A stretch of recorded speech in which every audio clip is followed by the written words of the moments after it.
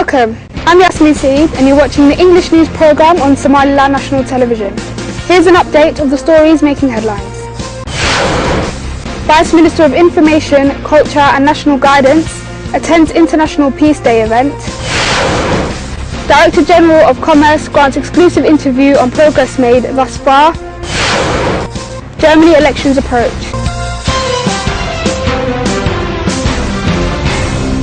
Somaliland has been recognised as a beacon of peace and a template of progress and development in the Horn of Africa. Earlier, Vice Minister of Information, Culture and National Guidance, Abdiwahid Abdelkader, as well as other cabinet ministers, took part in an International Peace Day event held in Hargeisa.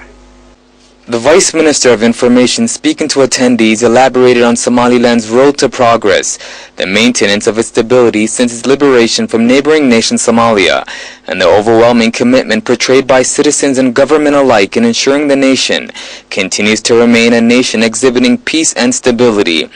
Vice Minister of Security for Somaliland's Ministry of Interior, Abubakar Osman, also provided attendees with brief remarks.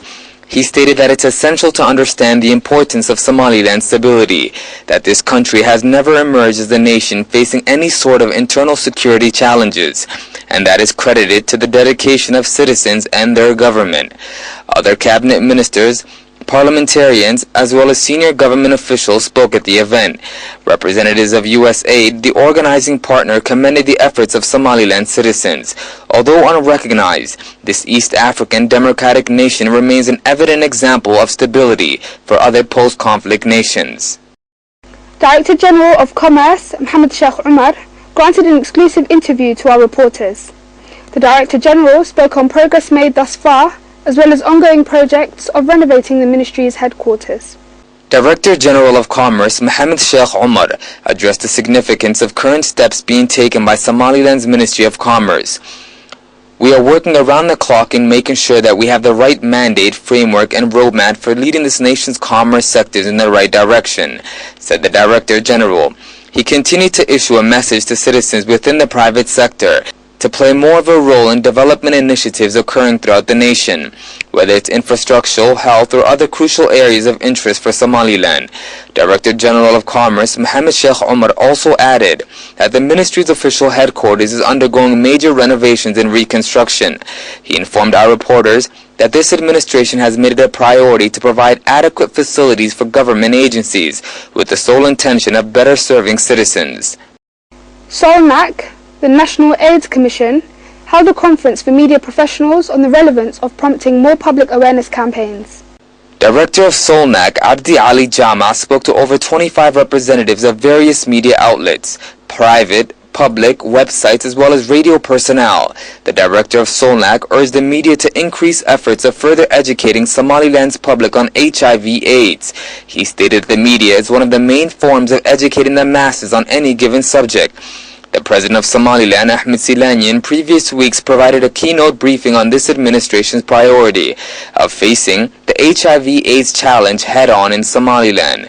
Although this nation is recognized as one of the countries in the world with the least number of infected persons, Somaliland's government is working on making sure that it remains that way.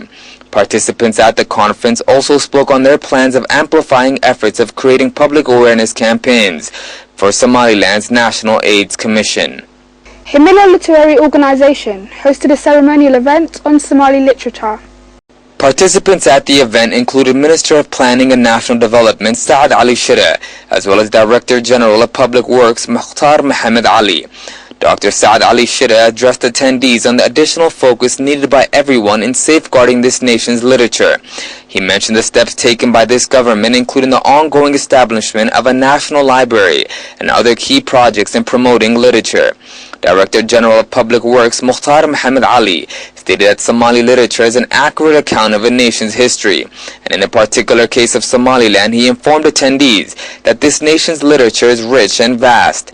Ahmed Dahir Nasir, speaking on behalf of the organizing committee Himilo, expressed appreciation towards the government and other participants for their support and commended those who read poetry and other literary items at the ceremonial event. You're still watching the English news program on Somaliland National Television, the only Somali-speaking channel with an English news program. And now for our international headlines in detail.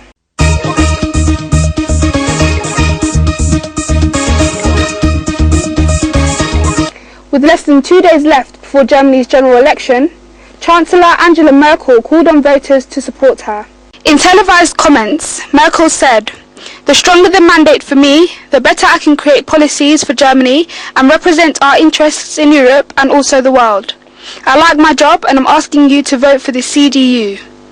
Merkel's rival, Peter Steinbrück of the SPD, called out to undecided voters, saying, "Some people spend time with thinking about the question of whether they should vote or if they should punish the parties.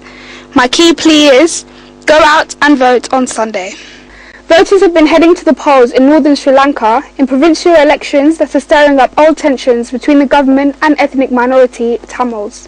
The government has accused the Tamil National Alliance, TNA, of renewing calls for a separate state, but TNA leader Rajadurai Sambathan said, "We will ask for what we want as a political solution to the problems of the Tamils. We have not asked for the separation of the country." The vote comes 4 years after rebels from the Tamil Tiger separatist movement were defeated, ending Sri Lanka's long civil war. Clashes are continuing across Syria as the Saturday deadline for the government of President Bashar al-Assad to provide a list of its chemical weapons facilities fast approaches. The Organisation for the Protection of Chemical Weapons, OPCW, has said the country has already begun to send details of its weapons arsenal as part of the US-Russia deal to make them safe. The OPCW, based in the Netherlands, states that it expects more information in the coming days. Meanwhile, Syria's heavy fighting has been reported in the town of Arita between the coastal city of Latakia and Aleppo.